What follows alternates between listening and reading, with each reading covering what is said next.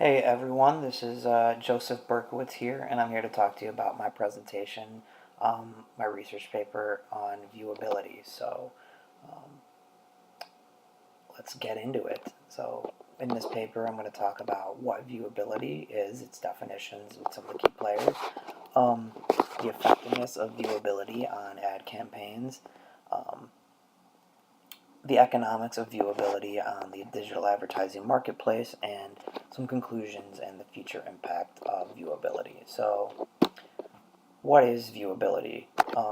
According to Digiday and their definition, viewability is an online advertising metric that aims to track only impressions that can actually be seen by users. The IAB and MRC have standards for viewability, so what constitutes a viewable ad is one that 50% of the pixels are in view on a browser or screen for at least 1 second for display ads and at least 2 seconds for video ads. However, agencies and different players within the industry may have their own standards. So, Group M, which is a collection of digital agencies under WPP, has their own requirements that pixels must be at least 100% or must be 100% in view for at least 1 second for display ads and 100% in view for at least 2 seconds for video ads. And the goal of viewability is essentially to measure which digital ads have the opportunity to be seen by a human internet user. There are actually 16 companies that are MRC accredited to measure viewability. So a lot of different players within the ad tech industry are accredited to measure viewability. Some of the most prominent companies are Moat, Integral Ad Science, and Double Verify, to name a few. Viewability is measured by one of these companies placing a third-party pixel on a given advertisement in order to track the viewability metrics of a given ad. So the way this works is you'll see an example over here to your right, which is the viewport of a random internet user, and with the large rectangle represents the viewport of that browser, and then the ad creative is represented by this purple square in the bottom right. So the percentage of pixels is basically the amount of pixels of that ad that are within the viewport divided by the total pixels of that ad creative. And then exposure time is another important metric. It measures the amount of time that ad was in view on the viewport. And then a key metric that a lot of advertisers look at is in-view rate. So in-view rate is essentially just the number of viewable impressions divided by the number of total impressions for a given ad campaign. Intuitively, a lot of advertisers view viewability as, higher rates always better. So more opportunities for an ad to be seen, more eyeballs are going to be on those ads. And this is confirmed in a study by Zhang in his article, an empirical study on display ad impression viewability measurements. So the pixel percentage and exposure time are both important factors for users to remember the ads, and the empirically best measurement counts for an ad impression if 75% of the ad creative has been on the screen for at least 2 continuous seconds. So there's some proof that higher viewability leads to better ad recall for users. And we're going to talk about here when viewability is most important. So in a campaign where awareness and users' ad recall is important, viewability is definitely an important metric. So, but it can also have an impact on user sales. So Kellogg, Moat, and Nielsen Catalina teamed up for this study where they measured the impact of online desktop videos viewability and how that affects offline sales of a given product. And they found that ads meeting the MRC viewability standards that were in view for 7 seconds for 15-second videos and at least 16 seconds for 30-second videos demonstrated the highest sales lift, but they did note that viewability was not as important as likability when it came to a given ad. So that's something to keep in mind when looking at the results of this study. And the way they were able to do this was they utilized Nielsen Catalina's shopper loyalty card database to match online ad exposures to offline shopping. So that's an example of viewability's impact on offline sales that I thought was very interesting.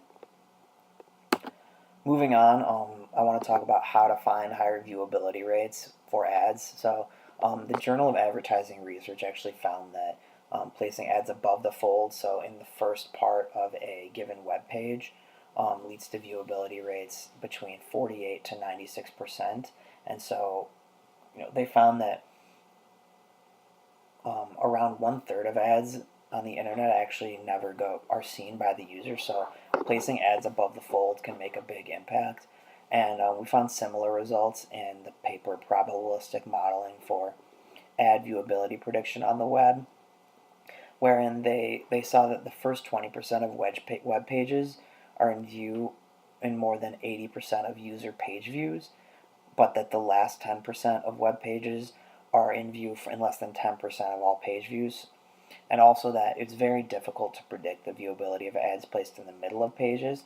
So this just goes to show how important placing ads above the fold, if viewability is your goal, placing ads above the fold and in the first 20% or so of web pages is incredibly important.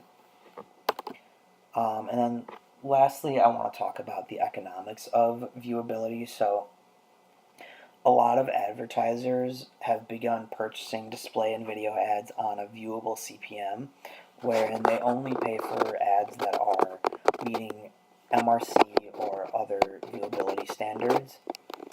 And obviously this is going to impact the way that the entire marketplace is buying and selling ads. So Booney, Morrison, and Quinn in their paper, Do You See What I See? Ad Viewability and the Economics of Online Advertising, they actually analyze this using a two-sided market model, obviously advertisers and publishers, to analyze the impact of viewability on the welfare of publishers, advertisers, and internet users. And some of their key conclusions were that viewability technology, the impact of viewability technology would increase the number of viewable ads for publishers, which would lead to an increase in their profits and ad exposures, but degrades the user experience of a given publisher. So it's important that they find a balance between satisfying advertisers and internet users, especially as viewability comes into play. But they found that although ad blockers may improve the user experience, publishers are forced to reduce ad viewability, which hurts both advertisers and publishers. So there's a lot more to that, but these are some of the key findings. And so in conclusion, for advertisers, viewability is an important factor in the advertising marketplace, but it's not the be-all, end-all.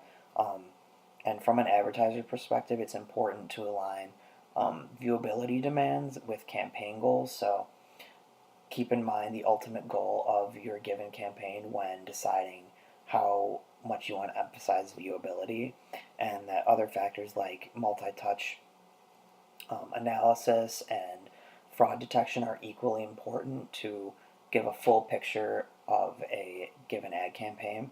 And then for publishers, it's important to design sites where viewability is a priority, but it doesn't degrade the user experience. And the industry is actually moving towards embracing native ads, which are ads that are designed to sort of blend into the user experience and within the content as a way to balance advertiser demand and the user experience. A gap that in viewability measurement that I would hope to be addressed in the future is that we want to be able to measure viewability across mobile devices, where a lot of ads are being bought nowadays, and to standardize viewability measurement across ad exchanges and DSPs. So here are a list of sources. Thank you very much for your time. And I hope you have a great rest